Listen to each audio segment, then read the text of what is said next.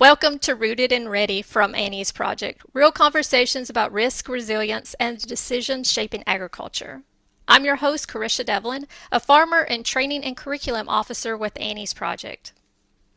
What if the most important investment on your farm isn't livestock or the latest hybrid or piece of farming equipment, but the soil beneath your boots? What if you look at conservation as a long-term strategy for resilience?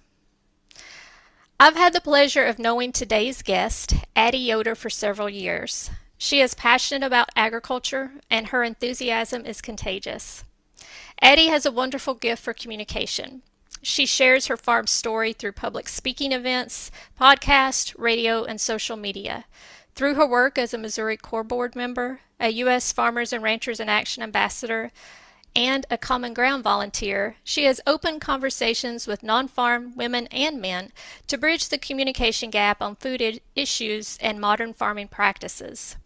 There's a lot of topics we could talk about, and I hope to have her back for a future episode to delve into them. But for today, we'll be focusing on her family's stewardship of the land. Addie and her husband Joshlin raise beef cattle and farm corn, soybeans, and hay in northeast Missouri. Their operation centers on soil health, from 100% no-till soybeans to cover crops, precision nutrient management, and participation in a 5-year research study through the Soil Health Partnership. In 2020, they were honored with the Missouri Leopold Conservation Award presented by the Sand County Foundation and American Farmland Trust. The Yoders strive to leave their soil in even better condition for future generations. Addie, welcome to Rooted and Ready. Thank you so much for having me, Karisha. I'm so excited to be here. We're excited that you're here. So we're going to go back to the very beginning. So you and Joshlin met in college, We and did. then you ended up moving to Alabama and pursuing some careers there. And full circle, you ended up coming back to the farm in 2008. So take us through that. What drew you back to the farm? Well, so I joke that he just caught me in the right minute. That's all it was. He actually came home. We lived in Alabama and had our oldest daughter down there. And so at the time, she was not quite 2. And he wanted to go home and go turkey hunting. So he made a deal with his dad. He said, I will come home and go turkey hunting. My dad is going to pay for his out-of-state tag because that's a pretty expensive tag. And in exchange, Joshlin would drive the tractor and plant corn because his dad's hired hand had just left. And I was innocent and naive and did not think anything of this arrangement. But we both know how that went for me. Once he got in the tractor, he was hard pressed to get out. And so he came home and he had taken Eliza with him. So she Mm-hmm. had been gone, and I had been doing projects by myself and sleeping through the night and like all of those extravagant things that we don't really get to do. And so I must have been in a good mood because he called and he said, I don't think I want to be in Alabama anymore. I want to go back and work on the farm. There's an opportunity for us there, and I think this is what I want to do. Mm-hmm. And I always have called myself a reluctant farm wife. I was not certain that I wanted to live in a town without a Target or be that rule. I didn't understand in that minute that farming was a little bit less risky than it had been in years past. And so he just caught me at a weak moment and I said, okay, fine. And we made the decision and sold our house and moved within 30 days. Wow, And which is amazing, right? Like that that is sort of amazing. like turnover is huge. We purchased a house here in Northeast Missouri. His dad just happened to be buying a piece of ground at the same time that had a house on it, which is also unheard of, right? Like housing in these areas is pretty hard to come by. So we It had is. a place to live. He had just lost his hired hand on the farm, so Jocelyn could move right into that role. And it just all worked out. God had laid out that plan specifically for us to be here within the first year of being back. A farm opened up for sale and we purchased our first 500 acres, and that's where our house sits now. I mean, like every piece was perfectly laid out for us to come back and do this. Just really, it's like the stars fell into alignment for A you. 100%. And Yeah. it was the leap of faith that like you just have to blindly take and hmm pray it all works out. And it did. So, doing my research and doing some reading of some other interviews and some things that you all have done, particularly associated with the award, the Missouri Leopold Conservation Award, I understand that Joshlin's dad had shared something that really stuck with you both. And what he said was advances in crop technology can only get you so far. What about that statement, really spoke to you, or can you share more about that? It's so funny that you say that because I talked to Joshlin about this in our prep for this, and neither one of us remember. I think we both do these interviews and then completely black out, right? Like I Right. know I did an interview, but I don't know. But through our conversation about it, we were like, it's absolutely something that I'm sure that we've talked about more than once that his dad would absolutely say to us. But the underlying message there is like you can have all the technology you want, right? hmm Like you can have the newest, shiniest tractor. You can have the best computer systems. You can have all the GPS in the world. But if your fertility in your soil and your management of your land is not where it should be, it doesn't matter. Like you have to do the work to make that foundation strong before the bells and whistles can do their job to the best of their ability. Just like anything else, right? hmm Your health or your children, the foundation has to be in place. And on the farm, that foundation is absolutely in our soil health. So, when you first returned to the farm, did you always plan to farm with conservation at the center? Kind of like some of the things you just described today, or did that evolve over time? I think it evolved over time. One, like I said before, we were not owners at hmm first. And when you're not the owner, you're not the driver. Right. And so Jocelyn approached it because I was less involved then significantly, but he approached it as, hey, maybe we should try this. Like, what if we could? And so it takes some convincing, So I think it was more of a turning the ship instead of a full hmm U-turn right in that minute. If he could slowly add in, I remember when they added in no-till and the difficulties that they had and the things that they were trying to justify and cover crops came later, but all of the things, it was a gradual process and honestly still is a hmm gradual process. We're going to ask you, you said it's a gradual process, but can you walk us through your conservation system today? Just some of the different practices that you're using. System feels like such a fancy word. And I always get a little bit of imposter syndrome when we talk about this because there are people who are doing such remarkable things. And sometimes it feels like we're not doing anything that uncommon, but I think it's because you're in it, I right? think it's because you're in it. Yes. So we 100% no-till on all of our soybeans.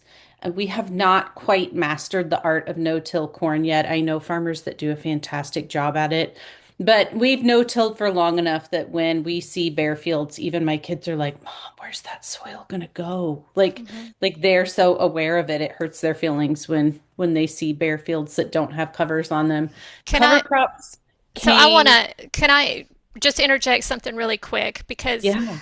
some of our listeners may know what no-till even means, Oh, and some yeah. may not. So we'll back up a little bit. And can you explain what no-till means, and then Yes. maybe why you decided to go ahead and transition, the soybeans to no-till? So, yes, that is fantastic. I'm so glad you asked that. No-till means that we don't disturb the soil at all when we plant soybeans. hmm So, our field is probably very likely going to be completely covered with weeds, or it's definitely going to be covered with the leftover corn residue from hmm last year. So, it might have weeds, it might have a cover crop, depending on our time. Cover crops and time is a completely different conversation.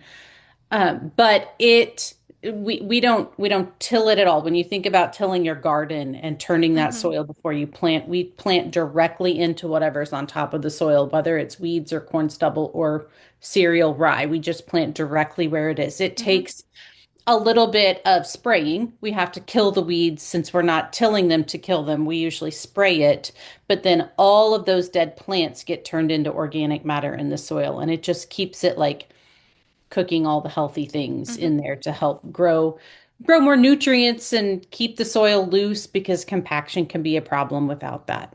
Hmm. Okay.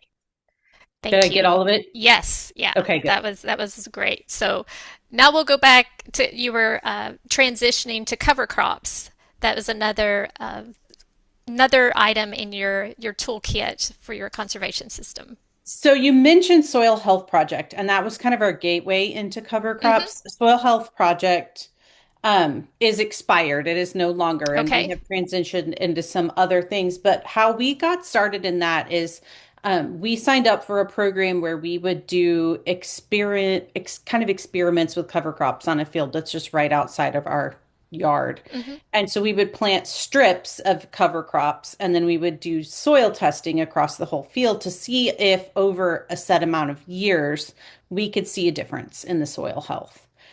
And it was sponsored through NCGA and the University of Missouri and some other people kind of in a partnership. And we did that for several years and kind of got in the groove of cover crops doing that. We did some other research projects that included cover crops, and we could see cover crops are when you plant on a field. So at our house we would harvest corn and then we would plant something on top of that field and let it grow until we needed to plant soybeans the following spring. And the idea is just to have sort of a blanket on top of that field to keep your soil in place, but it also gave some root structure down into the soil to keep it loose and gave some organic matter in the spring on top. And so we played with it in a little bit here at the house and in a couple of other areas and decided that the visual alone of if we had a large rain event, we could see that the soil would stay in place on our fields. Instead of seeing runoff Hmm. or gullies or new ditches, we could see a difference where those Hmm. fields had cover crops. And so we aren't perfect at this by any means. On our farm, labor and management is a big it's a stumbling block as far as conservation practices go because there's only four guys that work on the farm. And if we can't get it on a field, then it doesn't happen because it's kind of low tier, right? Like Hmm. we've got to get the stuff that has to be done first. But if we can get cover crops on everything, and when I say everything, that's loose because cover crops on our farm only go before soybeans, not before corn. Hmm. But we don't do any fall tillage unless we have to. And yeah, yeah. Did I cover all of that? Yeah. No, Okay. that's no, that was really great. Um, so you talked about one of the ways you can measure if that decision is working, like for the cover crops for instance, is there's not as the runoff when you have a big rain that the soil is staying in place. Are there other measures that y'all have used besides, maybe even some of the research that's came back on some of the studies that you've been involved in that has showed you that, wow, like making these changes is really making a change in our soil? Is there other measures that you could share We that you do, I use? mean, we do acre by acre soil testing on our Mm-hmm. entire farm. And we do it on a 4-year rotation. So every 4 years, a field gets tested to see what we need as far as nutrient management Mm-hmm. goes. So that's pretty important. We have a partner that we work with that has done our soil health testing for years, and so he prescribes almost everything for us, and it's Mm-hmm. fantastic. We have been a part of a water quality station research project that started with cover crops, where we took two terraces, each with a drainage tile attached, and they would run them through the station. And we would get like in the minute feedback on what Mm-hmm. the runoff looked like. One had cover crops and the other didn't. And we learned and are still learning a lot from that project. I know one time I was in a meeting with someone and it was the guy that had the app on his phone that read those measurements and he was like, "You guys got a rain yesterday. Had you just put phosphorus on?" And I was like, I don't know what he did yesterday. He was doing something, but let me ask. And he's like, "I just noticed that you had a lot of nutrient loss in that." And he had put that Mm-hmm. on. And we've just learned about timing adjustments Mm-hmm. based off of that water station because that in the minute information is pretty exciting and it's pretty valuable to have. And everything that we do as far as the research project gets put out so that other farmers can use that too. Mhm. Not through us, someone else does that, but it's all out there and available so that other people can see those like edge of field systems or whatever the soil health Mhm. partnership came up with. It's all compiled somewhere for people to use. And that's wonderful because that's really beneficial, for other farmers to see evidence of what's working and what isn't working with some of these projects. We joke on it being the show me state in Missouri, but I think farmers across the board need to have a little bit of proof behind their decisions as well. They need to know Absolutely. someone who's done it or have some hard concrete evidence that it's going to work. Absolutely. So you mentioned that you have someone that comes in and does the soil testing for you. And is that grid sampling that you're using on your property It or is. okay. Yes. Can you do a little bit of explaining for those who are listening who might not know what grid sampling is? And it doesn't have to be, it could be kind of just an overall view of that. We don't have to get into the weeds Yeah. about Good. what it means. What I know is that they do sampling on each acre. And so he trots up and down the field in his Ranger and Mhm. collects it in a bucket and sends it all off. And I don't know how it's all separated. I just know that there's magical information that Yeah. happens. So I'm really probably not well versed enough to explain it in detail, but I know that a quarter of the farm gets done every year. And Yeah. so I'll look out there and I'll see Jesse or Bruce cruising across the field taking samples. And we have notebooks and notebooks of soil health information that I have not read as thoroughly as I should have. Well, a lot of that I know of on our farm. We also do grid sampling, and I wouldn't say that I'm well versed in all of the technical aspects of it, but I Yeah, do think it is important because you're getting an overall view of that field, not just one location, because things can really vary even within a field of, what the land needs, what it's deficient in. And so just I think it's no matter where you soil, so even if you're soil sampling your garden, yeah, we encourage you, you get if you're taking these soil samples to the extension office, get a bucket and go to different areas of your garden and get a sample and then mix all of the soil together. So that's kind of grid sampling on a smaller scale. yeah. But for our listeners out there, whether you choose to do grid sampling or maybe that is too much work, definitely start with soil sampling. Just one soil test, or because it's really important to know what the ground needs, and not just Yeah. a guess. To really know what it may be deficient in, what you can do to improve and make it better. So, I said in the beginning I was kind of a reluctant farm wife. And part of that process for me has been learning what's actually happening outside of my front door. And I Mm-hmm. will never forget the day we were planting, like it was the first day of planting, which is the most exciting day on the farm. All of us are happy that day of the year. Yeah. And I was out to take pictures and like I was with them in the minute and I was like, what is taking so long? Why can we not get started? And we were waiting on our soil testing guy because he had the prescriptions for how many seeds per acre we were going to plant. And he had the jump drive that plugged into the computer that told them exactly how that rate would vary as they Mm-hmm. crossed the field. And it just blew my mind because in that minute, I had no idea that the technology was like that high level. And Joshlin was like, yes, some places will have more seeds and some places will have less seeds based on how good the field is and how much we can grow to maximize everything that we're doing. And I was like, that has to be the coolest thing I've ever heard. That It, we have that much information and science and technology that we can marry all of these things to be that efficient. It's just amazing to me. it really is amazing. And I think there's a lot of folks that don't realize all of the complexity behind just the whether it's planting crops or raising animals, all of the things that are involved in doing that. So, what does this is kind of a two-part question. What did long-term stewardship mean to you when you first started farming versus what it means to you now? Um, it means a lot more to me now than it did then. Long term, I don't know that I would have even thought about it, honestly, when we first started farming. The things that we do now are things that I thought were just what regular people did. I didn't realize that they were a little bit more. I didn't realize that all of the things that we do, even when it comes down to like the edges that we put in to help protect wildlife, those sorts of things, I just thought that that's what you were supposed to do.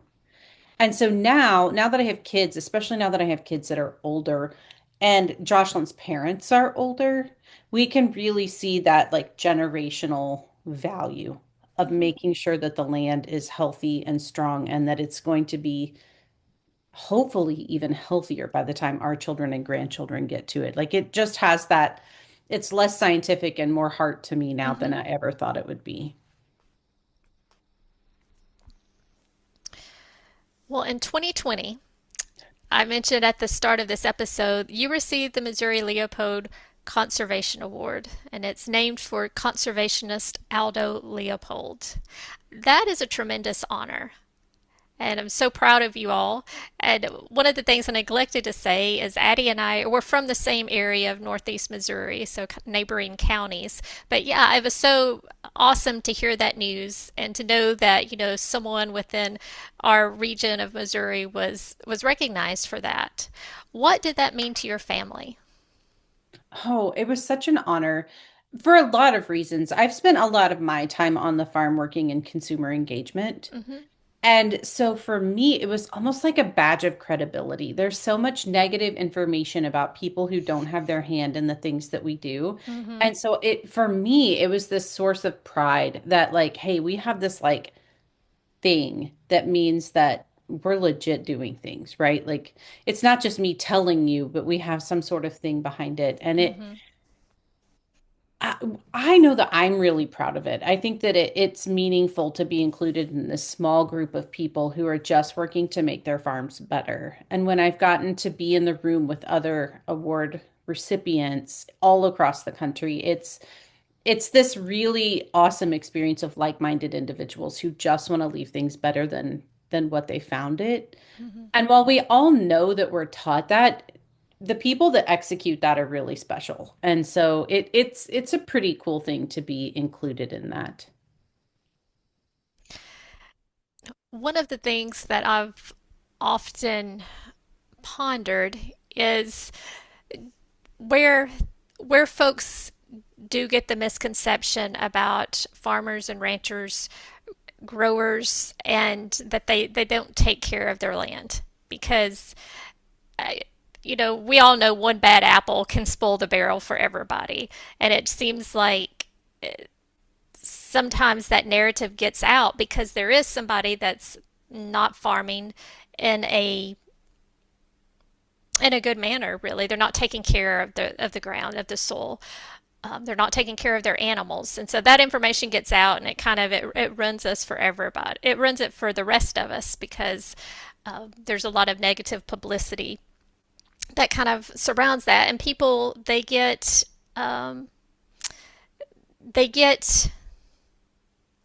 just a certain view in their head of what farmers and ranchers are or aren't. So, one of the things that I've always admired about you and your work with communicating and being really good at getting the message across of what really is happening on our farms and ranches across the country.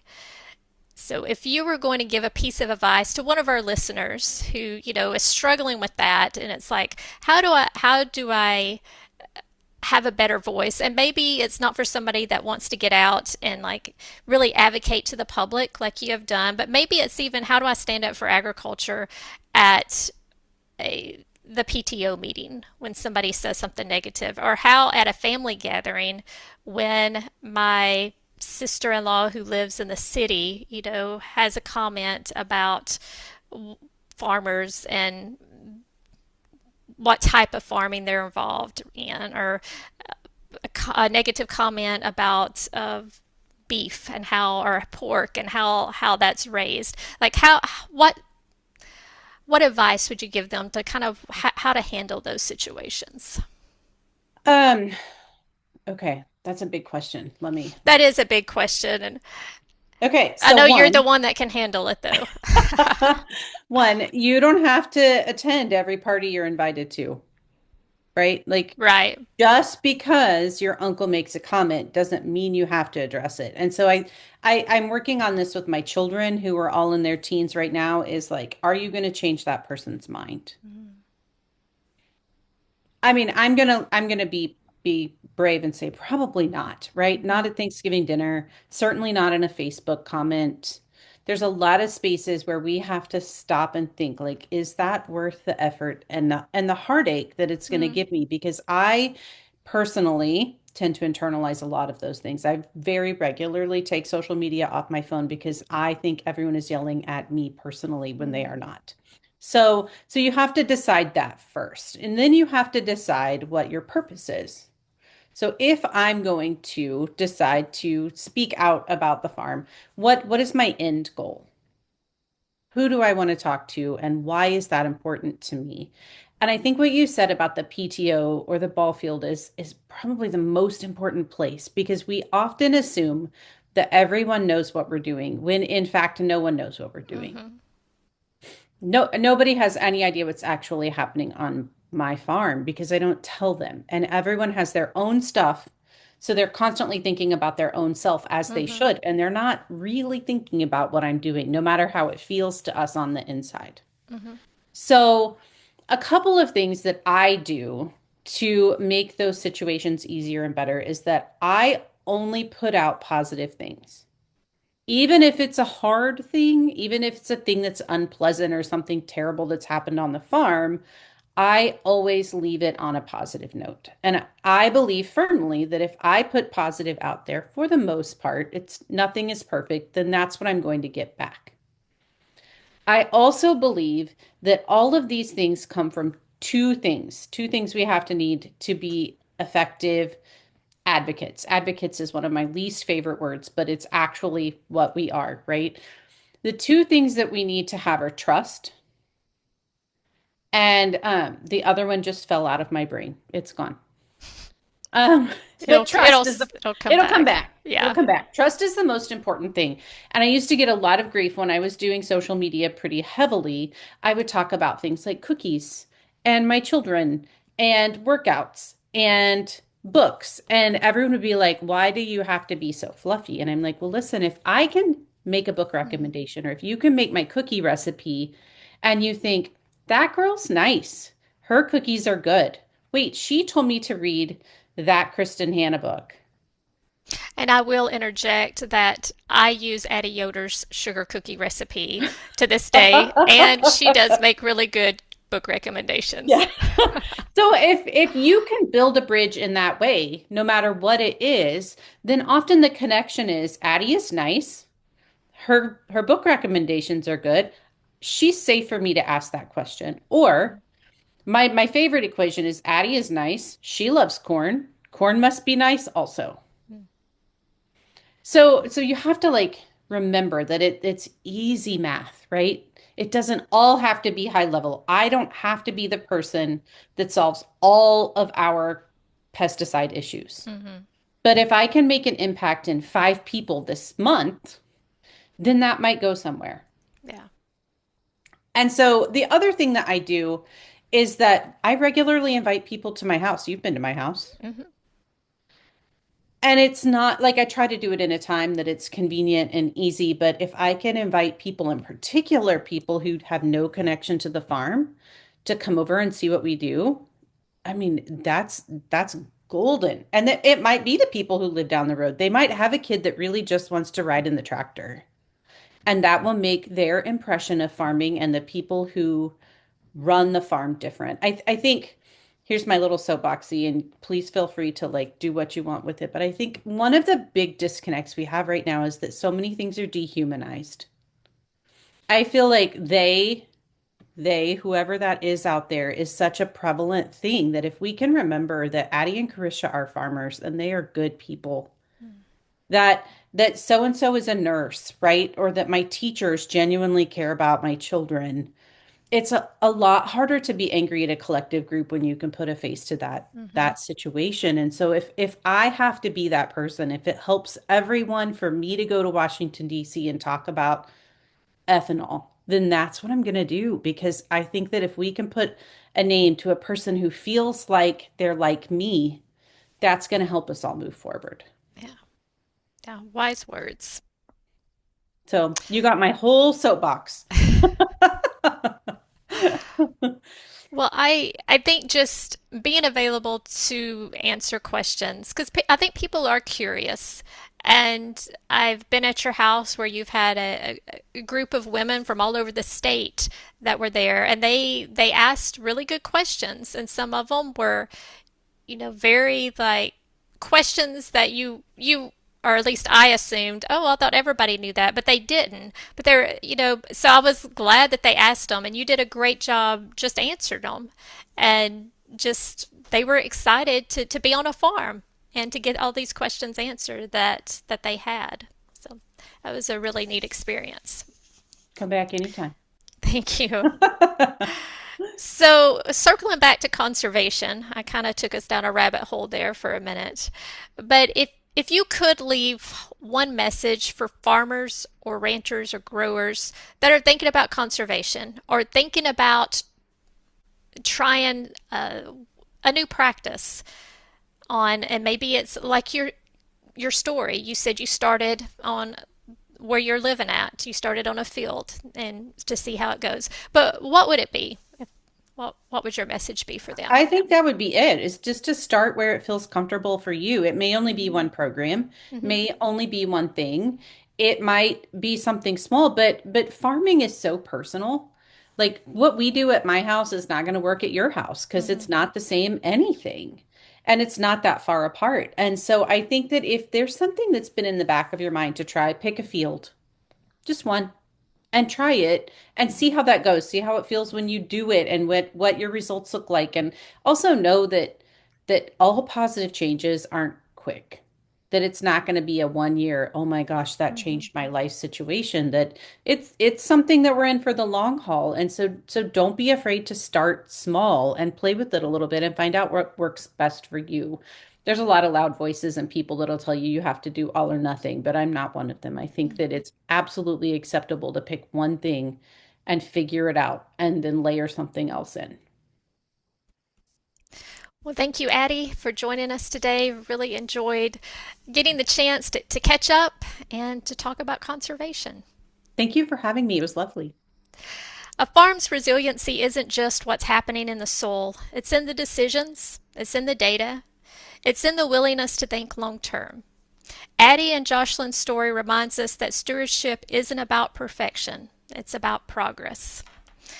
This is Rooted and Ready from Annie's Project, where women in agriculture learn, lead, and grow together. If this episode encouraged you, share it with someone who cares about the future of farming. And if you're making conservation decisions on your farm, we'd love to hear your story. Until next time, stay rooted, stay ready.